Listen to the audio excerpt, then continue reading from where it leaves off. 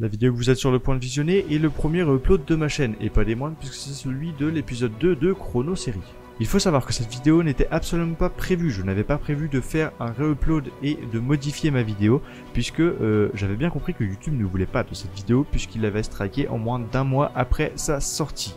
Sauf que, depuis environ 2 mois, YouTube met en avant ma chaîne et notamment l'épisode 1 de Chrono Série.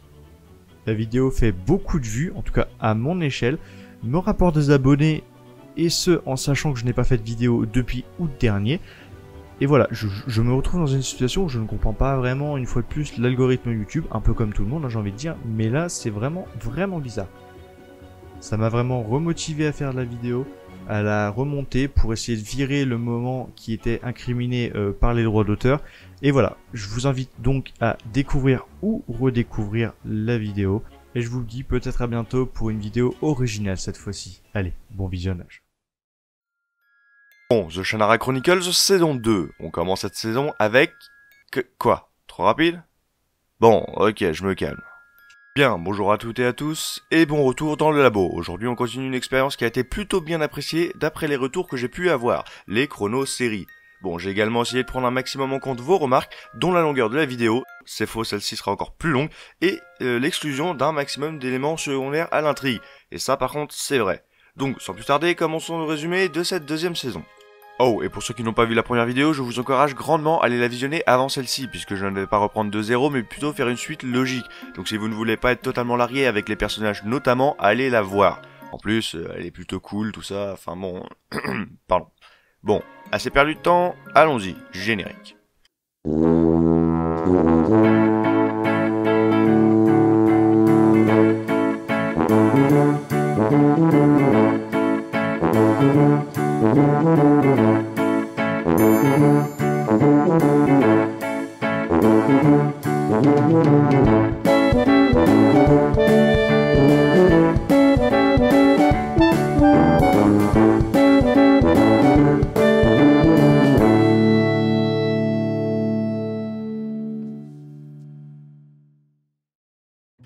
Cette nouvelle saison s'ouvre sur la suite logique de la première avec Eretria capturée par des trolls qui en fait n'en sont pas, mais seulement des hommes déguisés qui vont la conduire vers leur chef, un nouveau personnage nommé Coglin, un druide qui allie magie et science. Il s'avère que les deux personnages se connaissent déjà, puisque l'on apprendra que Coglin a promis à la mère d'Eretria de s'occuper d'elle lorsqu'elle était sur le point de mourir, et qu'Eretria était vraiment très jeune lorsqu'il l'a pris sous son aile, avant qu'elle ne rejoigne les vagabonds et ses fellows, Rip Bro. Eretria décide donc de rester avec eux. À peine la saison débutée, on a déjà le droit à une ellipse d'une année pour retrouver Eretria en train de piller une épave avec le deuxième personnage tout fraîchement arrivé de cette saison, Lyria, qui est accessoirement le crush d'Eretria. Elles sont attaquées à la sortie par des trolls, des vrais cette fois-ci. Eretria les détruit un par un, court, est victime d'un mauvais plaquage et est emportée dans l'eau. Une fois dans l'eau, Amberly va lui apparaître et elle va lui demander de retrouver notre héros préféré, j'ai nommé Will. D'ailleurs on le rejoint à présent, lui qui depuis un an se cache dans le village de Storland, un village de gnomes guérisseurs, afin d'en apprendre ce métier. Il a également le droit à une nouvelle coupe de cheveux afin de maximiser ses chances de rester anonyme. On le voit s'occuper d'une patiente, un personnage important de cette saison dénommé Marès. Les rois elfes et gnomes, respectivement Ender et Slenter, oui j'ai retrouvé son nom depuis la saison 1, sont aux alentours d'Arborlen lorsqu'ils tombent sur les cadavres de mages, mis en scène par les Carmine, une armée rebelle guidée par le général Riga, ancien général du roi Ender lors de la guerre contre le Dag d'Amor, dont l'unique but est maintenant de supprimer toute magie de la terre, inclus les gentils comme Will. Pendant ce temps, on retrouve notre victime Bandon qui a également une nouvelle coupe et a priori gagné en charisme, puisqu'il exécute un rite chelou à base de cœur du roi sorcier qui se met à saigner tout seul. Alanon apparaît et vous connaissez la suite lorsqu'Alanon débarque, il va juste tous les défoncer. Attendez. Quoi? Bon bah, il se fait défoncer par Bandon qui a effectivement gagné en charisme. Du côté d'Eretria, on apprend que Coglin lui a menti et qu'il fait tout pour que Will ne la retrouve pas. Elle décide logiquement de partir de suite en direction d'Arborland avec Lyria pour retrouver Will. Ce dernier, toujours à Storland, est attaqué par les sbires /démons /fantômes de Bandon, est ensuite sauvé par Marès qui lui dévoile son identité, elle pense être la fille d'Alanon. Pour Eretria et Lyria, les choses ne s'améliorent pas puisqu'elles sont capturées par des pilleurs puis sauvées par un nouveau personnage des plus badass, Gareth Jax, un chasseur de primes au service de la reine des humains, Tamlin, mère de Lyria, qui est donc une princesse. Jax assomme Eretria et embarque Lyria.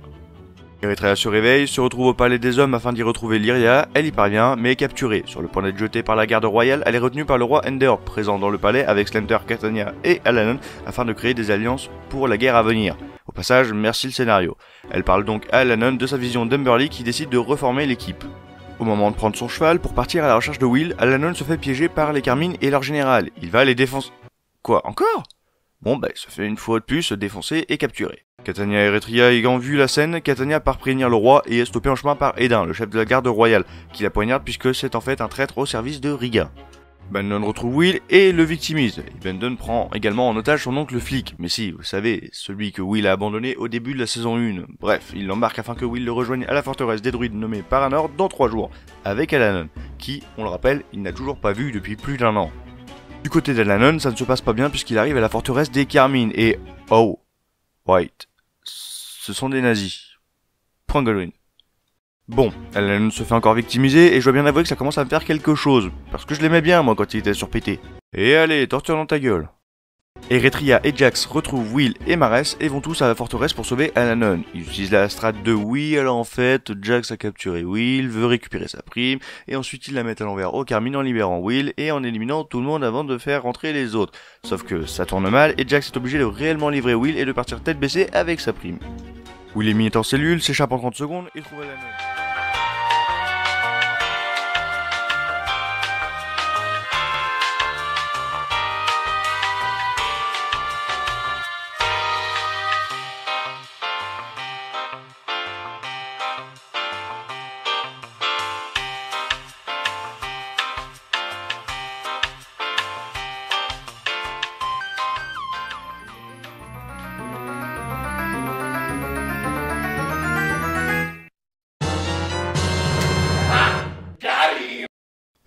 Pardon. Bon, Will est mis en cellule, s'échappe en 30 secondes et trouve Alanon. Il le libère, se retourne et tombe nez à nez avec Riga, qui encore une fois va les capturer beaucoup trop facilement. Torture pour tout le monde avant que Marès débarque pour les libérer grâce au bâton d'Alanon. Ils sortent des cachots, sont obligés de se battre à l'entrée de la forteresse pour pouvoir s'en échapper. Suite à ça, Will, Alanon et Marès font route vers Paranor pour libérer l'oncle flic. Cependant, Alanon décide de faire un petit détour afin de retrouver dans la tombe de Shay, le père de Will, l'épée la plus puissante de la série. Bon, maintenant je vais vous parler d'une scène totalement inutile à l'intrigue, mais qui me permet de faire une vanne trop facile. Je vous laisse juger.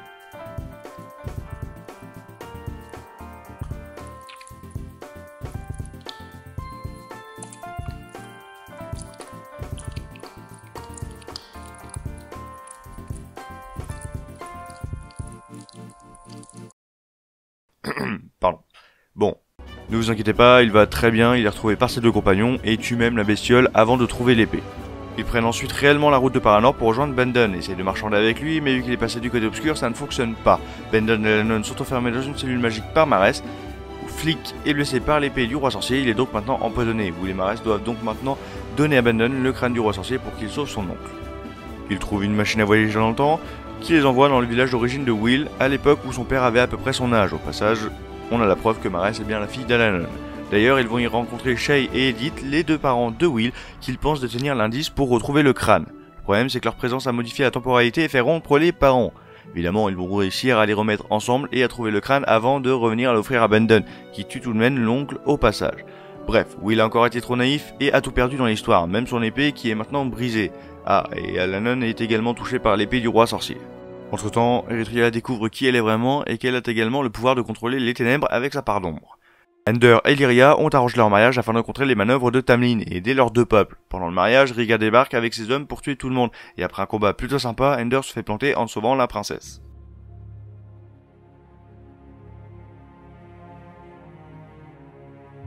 Alors qu'il fuit, la reine Tamlin donne une pierre magique à sa fille et se rend avec Slenter et Jax. Cette pierre est en fait une clé pour accéder à la source de magie et a été accessoirement promise au roi sorcier lors de la dernière guerre par la reine Tamlin elle-même afin de sauver son peuple. Pour Alanon, ça se complique et est emmené à Storland pour y être guéri. Pendant ce temps-là, Will obtient le Codex de Paranor, un livre rempli des secrets de la magie. La médecine ne pouvant sauver Alanon, c'est donc Marès qui va utiliser la magie pour entrer dans le corps de son père et le sauver de l'intérieur. Elle y retrouve son père, qui l'emmène voir son mentor, capable de leur donner des réponses à leurs problèmes. Je vous rappelle qu'on est toujours dans le corps d'Alanon. Son mentor lui annonce que le prochain druide à former n'a jamais été Bandon, comme il le pensait, mais Marès. Il lui remet également l'épée magique de Marès, et ils sortent tous les 2 du corps du druide. Et Alanon commence à perdre son pouvoir alors que Marès en gagne. Bandon lui a décidé de péter la gueule aux Carmine et va donc les chercher directement dans leur forteresse. Il les tue tous et ressuscite enfin le roi sorcier, le grand méchant de la saison, qui apparaît donc au 7ème épisode sur 10, qui monte sur le trône et on voit enfin son visage. Oh, Tark Alanon. 2 fois plus de Manu Bennett, que demander de plus? Pendant ce temps-là, au palais de Léa, Riga exécute la reine Tamlin et va enchaîner sur Jax et Slender, mais n'aura pas le temps de le faire puisqu'ils seront sauvés et fuiront le palais avant l'exécution. Marès, elle est entraînée par Lannon qui lui donne son épée et lui explique qu'elle devra prendre la suite de la lignée des druides en phase de s'éteindre. Elle va également apprendre par Will qu'elle est la dernière prétendante au trône des elfes après la mort d'Ender. Will et Eritrea arrivent à Arborlon où les Carmine sont déjà passés et ont tué quasi tout le monde. Will entre dans l'Elkris et revoit enfin Burly sur laquelle il est clairement en chien depuis sa disparition. Elle lui met un bon gros stop, le fait réfléchir sur sa situation et lui donne la force mentale dont il a besoin, ce qui va même restaurer l'épée des Shannara. Ouais, j'avoue, il n'y a pas beaucoup de sens, mais de toute façon, vous commencez à être habitué avec cette série, non? Pendant ce temps, Eritrea, elle est partie sauver les derniers survivants. Tue les Carmine, se retrouve face à un spectre mort, se fait posséder et devient Dark Eritrea, seigneur noir des... Je me suis encore planté les teams, pardon. Elle va ensuite faire joujou et buter ceux qu'elle était venue sauver. Riga et les Carmine capturent le père et la fille et récupèrent ainsi le codex de Paranor.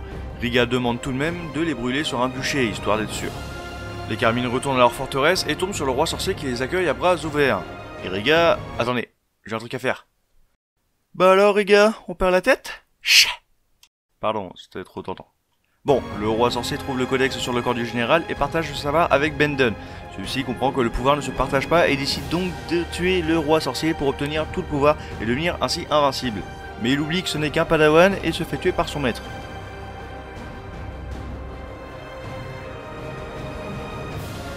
Pendant ce temps-là, quasi tous les héros se rassemblent, donc Will, Eritrea, Lyria, Marès, Coglin et Alanon se retrouvent chez Coglin. Ils se préparent donc pour la dernière ligne droite. C'est alors que le roi sorcier se joint à la fête après les avoir retrouvés grâce à Eritrea qu'il contrôle par intermittence. Alanon et Coglin engagent le combat. Will, Eritrea et Lyria se planquent dans un caisson amélioré par Coglin pour empêcher Spectre Mort d'y entrer et ainsi accéder à Lyria et sa pierre. Le seul problème c'est qu'Eritrea est toujours sous l'influence du méchant et qu'elle va éclater Will et Lyria et sortir avec la pierre, avant de se faire posséder par le chef des Spectres Morts qui l'attendait à la sortie. Elle embarque également Lyria. Bon, Will se réveille et rejoint Marès avant d'arriver devant le druide noir pour prêter main forte au gentil druide.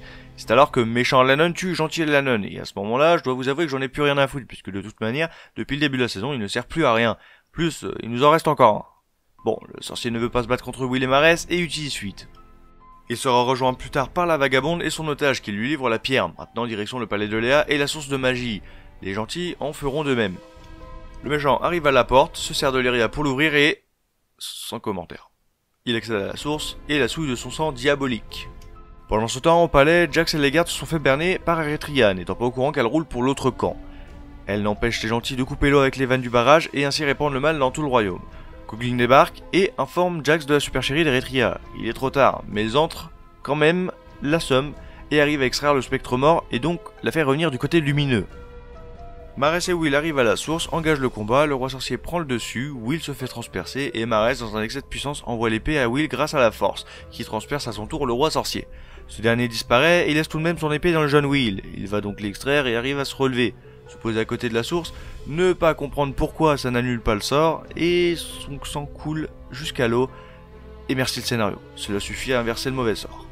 Il se plonge donc dans l'eau, et à bout de force, il meurt donc dans son bain, et sauve une nouvelle fois la terre. Après tout ça, Lyria est couronnée reine de Léa, Jax devient son général, Eritrea épouse Lyria... Ah bah non, elle se casse. Coglin, Marès et Eritrea partent ensemble et vont à Paranor pour rendre hommage à Alanon. Gros cliffhanger puisque Will ne serait pas mort, mais on ne sait pas où il est. Et fin de la série. En tout cas, pour l'instant.